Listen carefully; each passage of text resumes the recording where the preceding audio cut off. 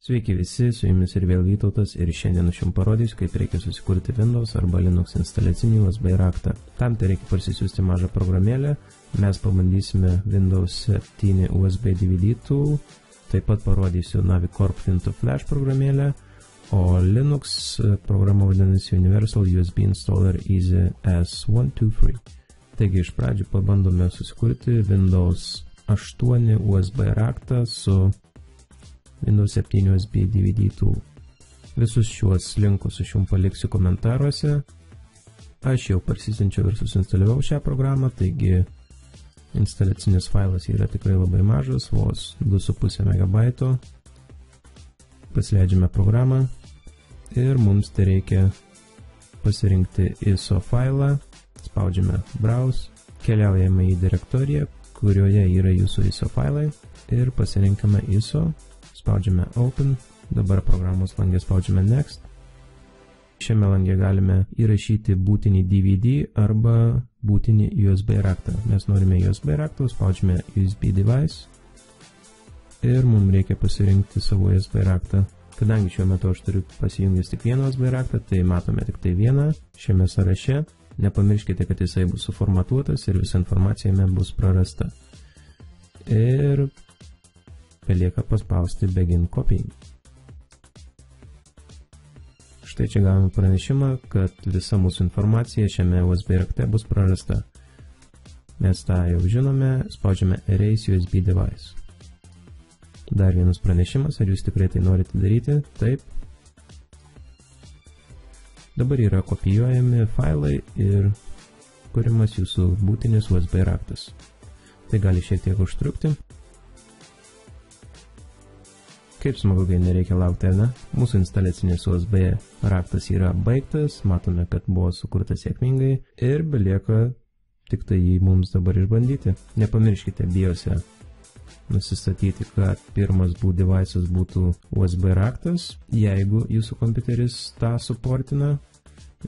Senesni kompiuteriai dėja negali būtinti Windows iš USB rakto, tai teks susikurti seną gerą DVD. Su šia programa mes darbą baigėme, galime uždaryti, galiu atidaryti, pažiūrėti, kaip atrodo mūsų būtinis USB, taigi D diskas ir tiesiog visi Windows failai buvo nukopijuoti iš USB.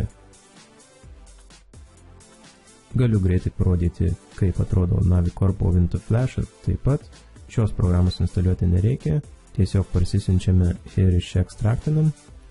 Win2Flash, exe failą pasileidžiam. Šioje programoje USB raktą galite susikurti dviem būdais, tai naudotis šiuo vedliu. Tiesiog pasirinkame ISO failą ir nurodome savo USB raktą. Arba galima naudotis sudėtingesnė versija, kur pasirinkame kokius Windows mes norėsime instaliuoti, taigi šiuo atveju Windows 7 arba 8 ir spaudžiame Create.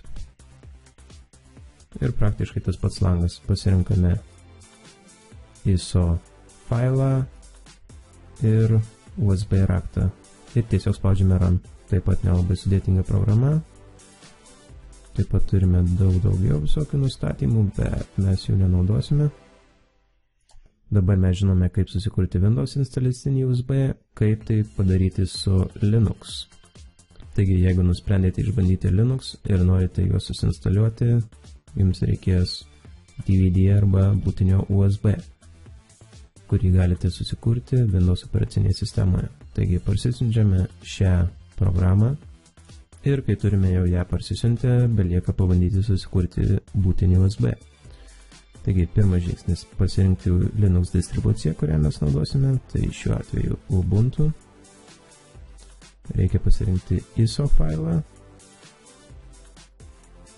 Taigi, pasirinkame ISO, spaudžiame Open ir pasirinkti USB raktą.